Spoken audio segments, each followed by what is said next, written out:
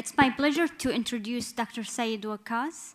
Dr. Syed completed his training in the UK. Currently, he's a hematologist and a lead BMT physician at the Shaukat Khanum Memorial Cancer Center in Pakistan. Dr. Waqas will share their experience with us. His talk is entitled Practicing Hematology in a Restricted Access Setting. Thank you, Dr. Waqas, and welcome. Thank you very much for inviting me to talk about practicing hematology in restricted access setting, Shaukat Khanum Memorial Cancer Hospital experience. So my talk today is not going to be about state-of-the-art treatment or diagnostic modalities, because we've had plenty of excellent talks earlier on in the day about that. My talk is going to be about all the hurdles and the problems that we come across in delivering a good standard sort of kind of hematology care to our patients. And at the end, I will share some of our outcome data, because that's really what we're trying to make a difference, improve outcomes of our patients. Oops. Doesn't seem to be working.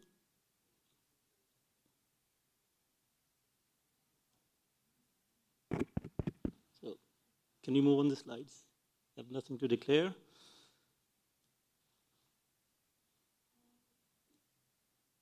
Oops.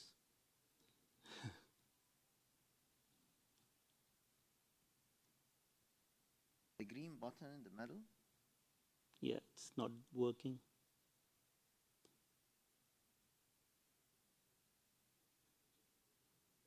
Can someone help?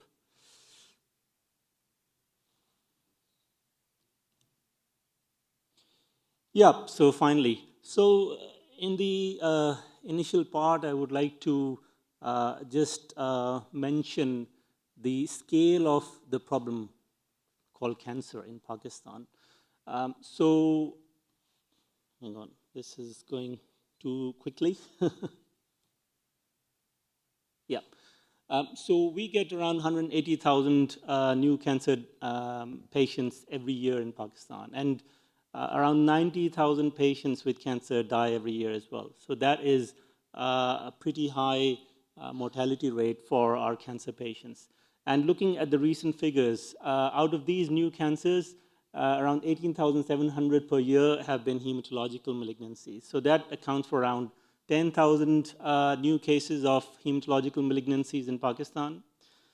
Now, to cater with this could be the point.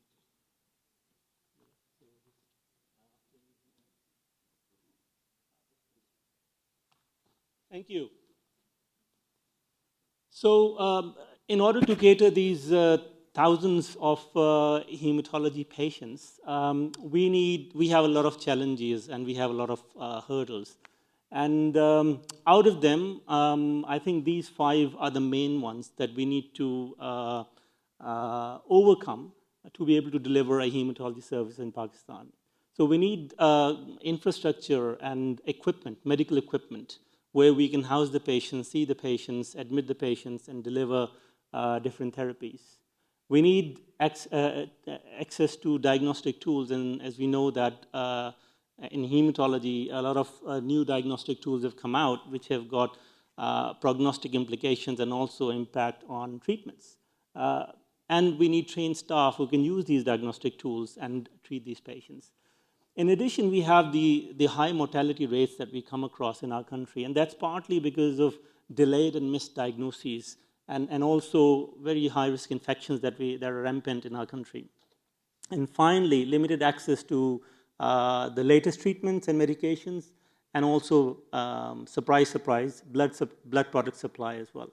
So to deal with all these hurdles and challenges, we need funds. And funds that we are not provided by the government. So this is from the WHO website. So the best public health expenditure that Pakistan ever had was a couple of years back, and that was only 2.9% of the GDP. And the bad news is it's gone down to 1%, so it's not getting any better. Compare that with the US, 16.57, the UK, 11.34, Australia, 10.5, China, 5.3, and in the Arab world, it's 5.3% of the GDP. And also, bear in mind the GDP is very different in Pakistan and here. And we also know that to deliver a decent healthcare service, the public spend should be at least 5% of the GDP.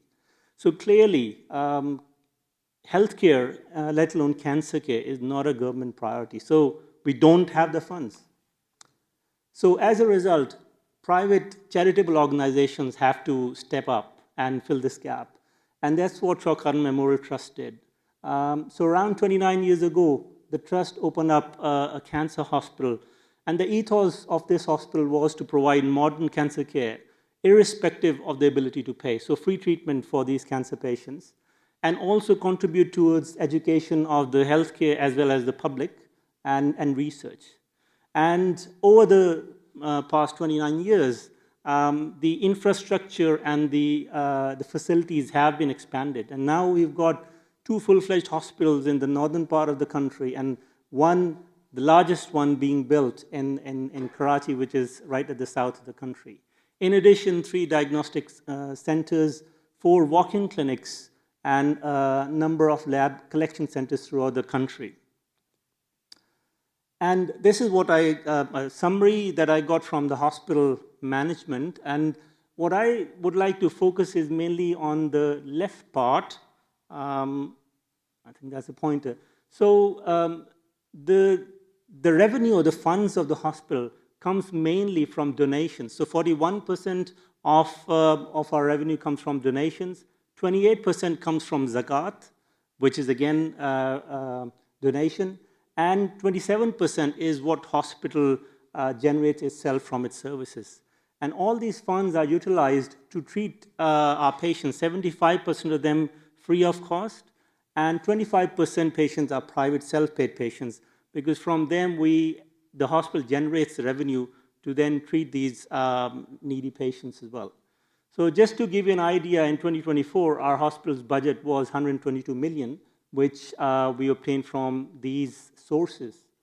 And amongst the top cancers that we've seen in 2024, hematological cancers does show up in males. So it's the third from the top of the list.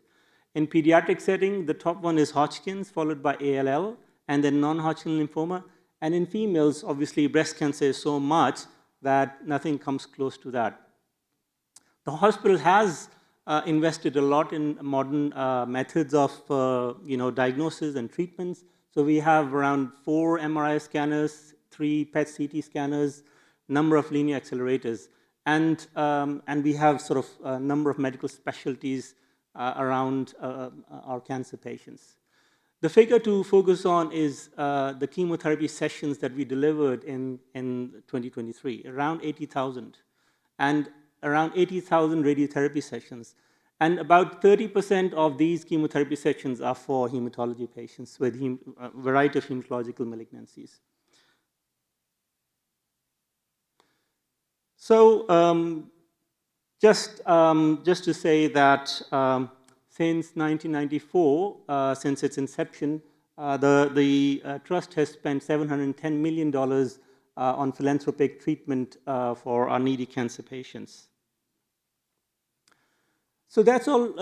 And we also got the JCI accreditation, icing on the cake. So that's all good as far as the infrastructure and the medical equipment is concerned. So those are the 3 centers that we have currently in the country. But what about the other hurdles, the diagnostic tools, the trained staff? So I'm going to skip these slides because the only thing I'm going to mention is that over the past 5-6 years, we have expanded our services, and especially in the cytogenetics and the molecular lab, we have got in-house in-house PCR, HLA typing, DSA screening, chimerism analysis, and the latest addition this year has been next-generation sequencing. So the hospital is investing in all these latest techniques. Our blood bank and cell therapy lab has capability for cryopreservation. And we have plenty of services in the radiology and nuclear medicine department to cater our patients. And so all these clinical services and support services have been established that revolve around our cancer and hematological patients. What about trained staff? We have done training sessions and in-house workshops to train up chemotherapy-trained nurses, ICU nurses, a number of BMT nurses. We maintain a pool of at least 10 BMT-trained nurses.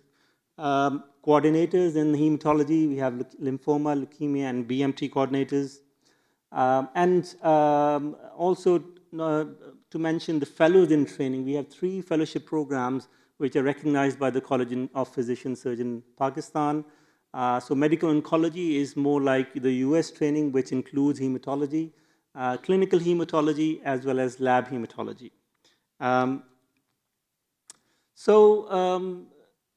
Next challenge that we have is to deal with these high mortality rates that we come across. And I think the most important thing there is delayed and misdiagnoses. We have noticed that the patients that we get, we have a high proportion of advanced stage disease, late presentations, high proportion of these mega bulky lymphomas, over 20, 25 centimeters. And in my experience, they do badly no matter what you do. There's also a lot of, outside of the boundaries of Shaw Khanum Hospital, a lot of inaccurate, incomplete diagnoses. And when they present to us, we have to re-review and do all the workup and diagnostics again, which delays things. Frequent presentations with complications. So I have patients wheeled into clinic on wheelchair with cord compression or established tumor lysis, renal failure, or SVCO. So that all tells me that patients out in the community are being missed, and there are a lot of delayed diagnoses.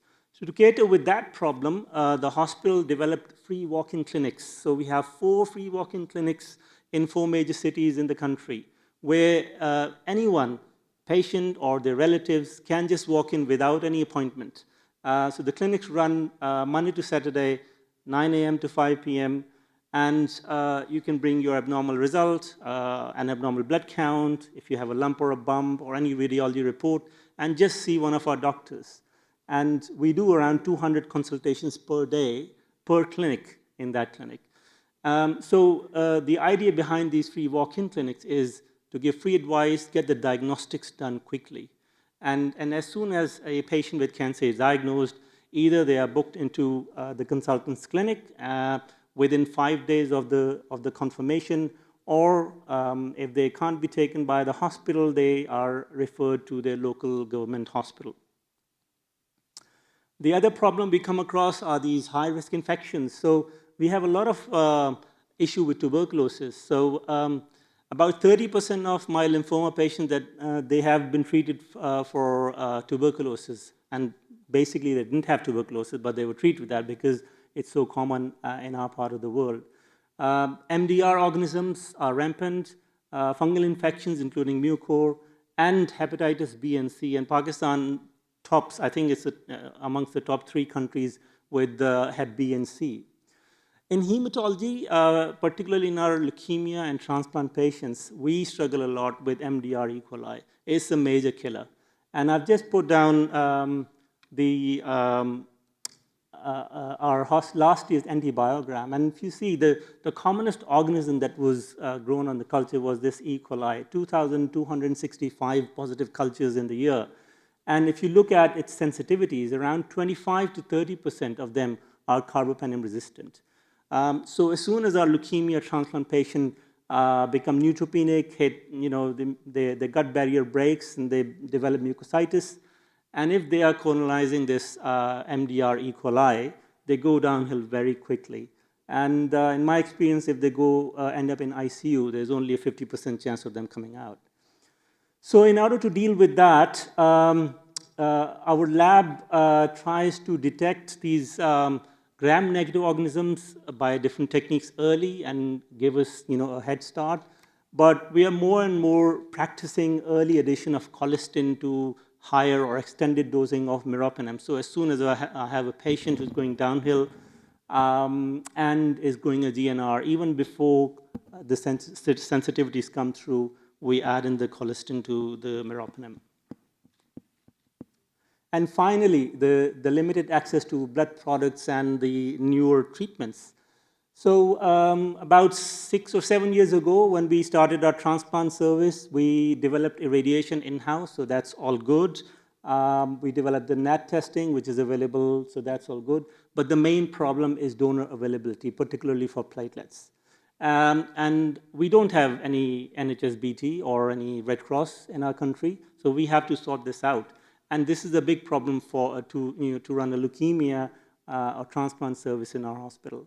So we've come up with these two ideas. So we run blood camps every month. So this is blood camp data for the last few months. And every month we run about 4 or 5 blood camps where a team of our junior doctors and the blood bank staff, they go to different organizations, offices, and colleges, and just collect random blood cells. You can see we try to hit a target of 500 per month, and we get about 300 per month from the blood camps every month. Then we have 2 staff that maintain a register called the Blood Donor Club Data, and all they do is ring, ring, ring. Every day they're ringing these donors and asking them to come and donate blood or platelets. And as you can see, 3,000 plus calls every month from these 2 staff. About 2.5% is the uptake, and we get a decent number of blood products from this source. Remaining, we have to ask the patient's relatives for directed transfusions. 2 minutes left. Yeah. So coming to the final part, so the latest treatments and medications, which we've heard plenty about earlier on. I think as far as the traditional pillars of therapy is concerned, chemotherapy, cytotoxics, radiation, surgery, even targeted therapies, monoclonal antibodies, we were pretty much quite close to the West. But I feel that in the era of immune therapies, this gap is widening, and it's we are at least 10 or 15 years behind now.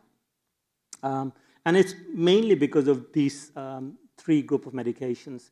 The immune checkpoint inhibitors, such as pembrolizumab, nivolumab, the antibody drug conjugates, which deliver the payload into the cells directly, things like gemtuzumab, brentuximab, inotuzumab, polatuzumab.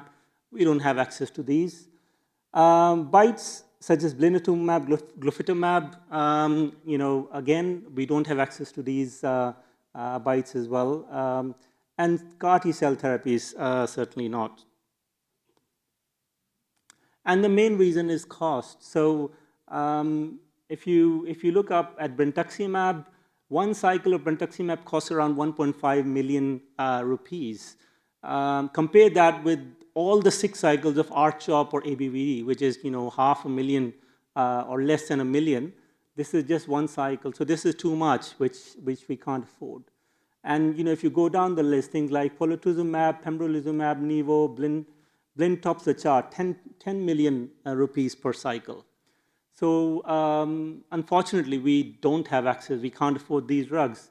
So what we've started doing over the past couple of years is we are very hot on participating or accessing patient access programs.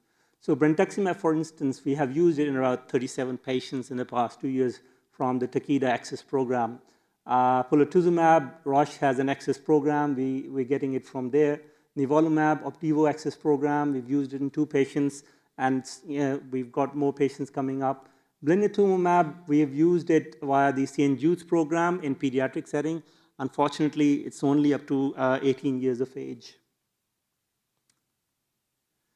So these are the approved drug slots, and the way it works in our hospital is we have to fight for our medications, and we have to fight for a number of slots per year. And just to tell you, we are in competition with the drugs that they use in colorectal cancer or breast cancer. Over the years, we have got approvals for a number of different medications for our patients. So for instance, looking up at rituximab, when I joined Chowkhanam 5 years ago, we had little rituximab. So most of the patients I would say only about 9 or 10 patients per month were getting rituximab combination, but most of them were not. But now we fought for it. We've got 273 patients per year slots for rituximab that caters for all our CD20 positive lymphoma patients. Further down in lymphoma space, we have, as I said, access to brentuximab now. We've just about got access to pembrolizumab, nivolumab, polatuzumab, ibrutinib. The numbers of these, per year are not huge, but it's a start. And I'm hoping that these numbers are going to increase with each passing year as these drug costs may go down as well. In the myeloma space, we have access to bortezomib, lenalidomide. We have access to ixazomib via the Clinician Access Program, but that's about it. AML, sorafenib, believe me, is our go-to FLT3 inhibitor. No gilteritinibs or midostaurin.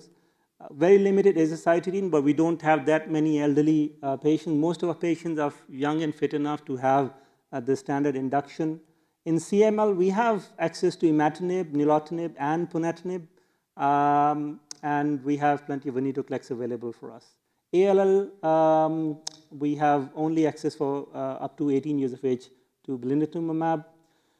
We have the transplant service now for the past 6 years now, and we have funds for around 20 allogeneic transplants per year, 14 for adults, and autologous transplants as per need.